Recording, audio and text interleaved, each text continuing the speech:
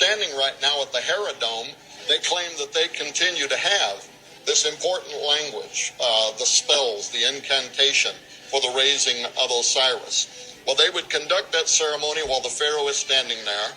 The seed of Osiris would be drawn up from out of the underworld through the testes of the obelisk.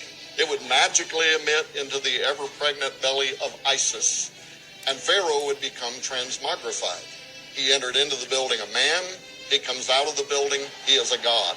And all of Egypt celebrates because now they have divine representation. Now fast forward to this present day. The Freemasons openly admit that the obelisk, the dome, well, again, it's on the Library of Congress website.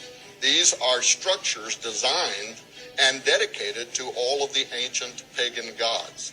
But how many Americans know that at the inauguration of every American president, while he is standing over here in the dome, the pregnant belly of Isis, looking out across the mall at the obelisk over here in the distance, that across town at the Hera Dome, the headquarters of the Scottish Rite Freemasonry 33rd degree, they are conducting the raising of Osiris ceremony in anticipation of the day that literally the spirit of Osiris, or who the Greeks would call Apollo, is going to rise up out of the underworld to become incarnate in a future American president who will take his rightful place according to the prophecy on the Great Seal of the United States, which both Franklin Delano Roosevelt and his Vice President Henry Wallace wrote about. Wallace wrote about it in his biography, that he convinced Roosevelt, I think he was trying to take credit, but that he convinced Roosevelt that the prophecy on the Great Seal of the United States, the Novus Ordo Seclorum,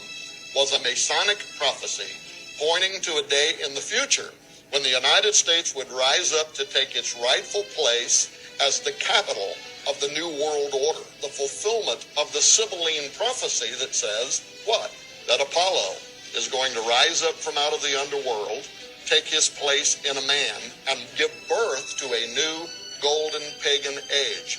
Literally, the generator to make that happen is what we are standing in the middle of today doing this recording. And if you go inside the Capitol Dome and look up into the underside of the pregnant belly of Isis, what do you see?